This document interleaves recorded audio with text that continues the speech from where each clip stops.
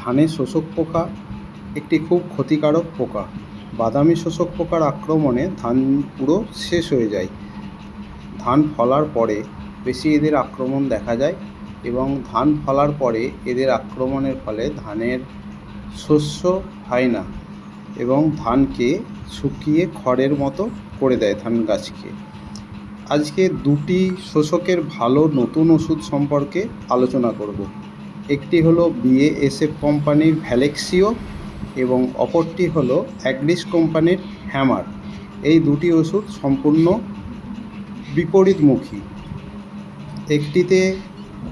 একটি দিতে হয় BASF-এর ভ্যালেক্সিও দিতে হয় শোষক লাগার আগে এবং এটি খুব অল্প মাত্রায় দিতে হয়। 1 একর জমিতে মাত্র 60 মিলি লাগে, অর্থাৎ 5 কাঠা জমি 16 লিটার ট্যাঙ্ক যদি দেওয়া হয় তাহলে মাত্র 6 ml ব্যারেলে দিতে হবে এবং এটি শোষক লাগার আগে দিতে হবে, ধান ফলার ঠিক আগে থুড়ে অবস্থায় দিতে হবে।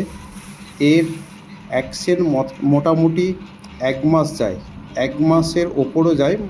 একবার দিয়ে দিলে আর সাধারণত দিতে হয় না। এবং দ্বিতীয় শোষকের ওষুধটি হলো হ্যামার। হ্যামারটি হচ্ছে যে পাউডার আকারে, এটি 2.5 বিঘে জমির জন্য 100 গ্রাম লাগে, অর্থাৎ 5 কাঠা জমি 16 লিটার ব্যারেলের 10 গ্রাম মাত্র দিলেই হয়।